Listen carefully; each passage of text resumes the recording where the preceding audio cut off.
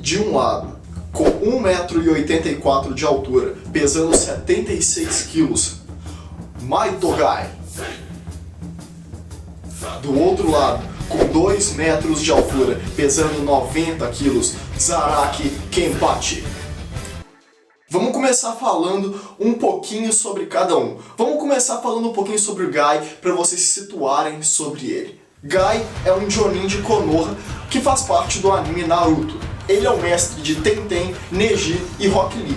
E ele também é o melhor lutador de Taijutsu de todos. Dentre todos os ninjas, Gai Sensei é o lutador mais poderoso que usa Taijutsu. Gai Sensei é tão poderoso que foi capaz de peitar até o Madara, o vilão do anime, que tem o poder do Rinnegan mais o poder dos 9 bijus. Gai é um cara tão forte que mesmo Itachi, que é um ninja muito poderoso, ranking S, né, alertou todos da Akatsuki para tomar cuidado com o Gai, porque por trás daquela aparência brincalhona tudo esconde meio que um monstro, né? Gai, como eu acabei de falar, é um cara extrovertido, brincalhão, que gosta de lutar e que sim, ele tem potencial para ser um dos ninjas mais poderosos que já existiram.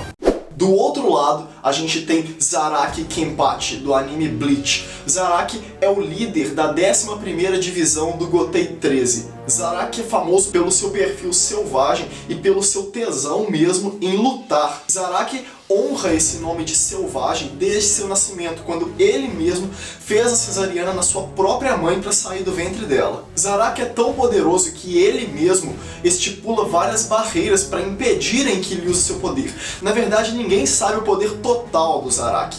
Aizen, que foi um dos vilões do anime, que também inclusive era um dos capitães do Gotei 13, afirmou que Zaraki tinha potencial sim para derrotá-lo. E na época Zaraki nem estava no seu poder máximo. Zaraki é tão poderoso que o Reiatsu dele é maior até que o comandante dos Shinigamis, o comandante do Gotei 13. Zaraki usa um tapa-olho que mantém seus poderes selados para ele não lutar com todas as suas forças. Além do mais pra frente do anime ele descobre o nome da sua espada, que dá poderes para ele, que aumenta mais ainda suas habilidades, que eu vou falar mais pra frente.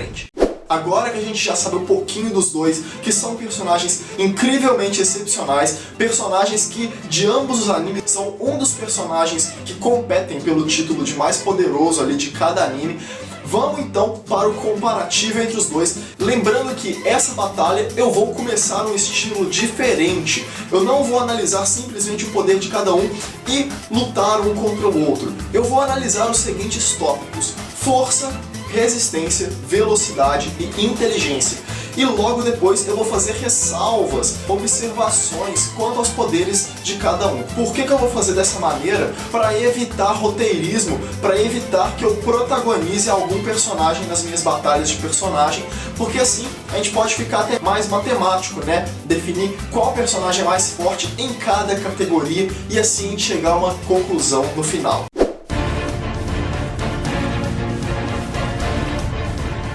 Sem sombra de dúvida, Zaraki sai na frente. Zaraki tem uma força, um poder destrutivo muito maior do que o de Gai Sensei. Como eu falei, o próprio Zaraki estipula várias barreiras de poder para evitar que ele use seu poder total numa batalha, afinal ele quer aproveitar a batalha, né? Por exemplo, Zaraki só empunha sua espada com uma mão. Caso ele empunhe a espada com duas mãos, seu poder dobra. Fora que Zaraki também tem o uso do tapa-olho, que sela a maioria dos poderes dele.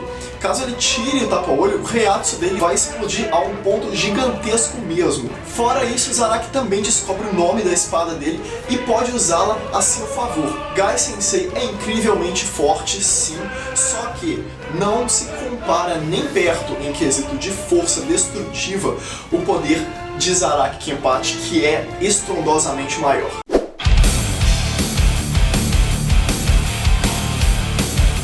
Dessa vez a gente tem que dar a vitória para Gai Sensei, que é leve como uma pena e luta numa velocidade muito alta, como ele mesmo usa pesos para guardar sua velocidade e treinar seu corpo para quando ele tirar os pesos dos braços e das pernas, ele ficar mais ágil, mais rápido. Então, num quesito ali de velocidade, mesmo para ataque, tanto para desvio de golpes, o Gai Sensei, nessa vez, leva melhor. Vai ter algumas ressalvas mais pra frente, tá? Fique no vídeo.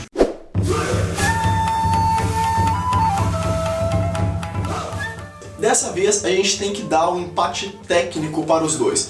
Porque ambos são personagens que gostam de lutar. Então a gente tem que entender que na cabeça de cada um, os dois não vão começar lutando com o máximo de suas forças. Os dois vão começar testando um ao outro até um tentar levar o outro ao limite. Gai Sensei tentaria levar a luta o mais rápido possível caso ele ativasse seus portões, né? Que é um poder temporário, então ele precisa acabar com a luta rápido. Só que Gai não começaria a luta logo com portões, até porque ele não conhece os poderes do Zaraki e não sabe o quão poderoso o Zaraki é. Além disso, nenhum dos dois personagens tem uma fama assim de serem frios ou calculistas, personagens que usam estratégias em combate. Então, nesse quesito, a gente tem um empate técnico entre os dois.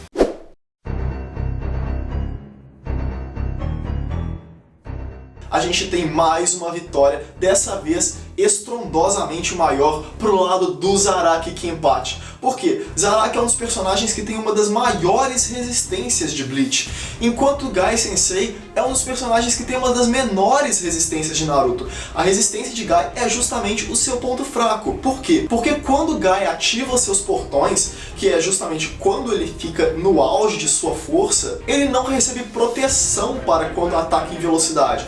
Ou seja, um golpe em velocidade muito alta poderia até mesmo quebrar seus ossos. Por exemplo, se ele der um soco muito forte, o braço do Gai seria totalmente triturado devido à sua velocidade. Então, mesmo por golpes do Zaraki e mesmo pelos próprios golpes do Gai Sensei, é perigoso que o Gai irá se ferir com seus próprios golpes.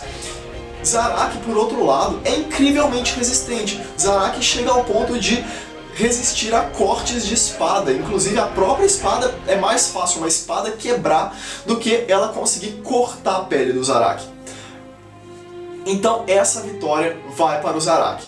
Até aqui a gente tem duas vitórias para o Zaraki e uma para o Gai.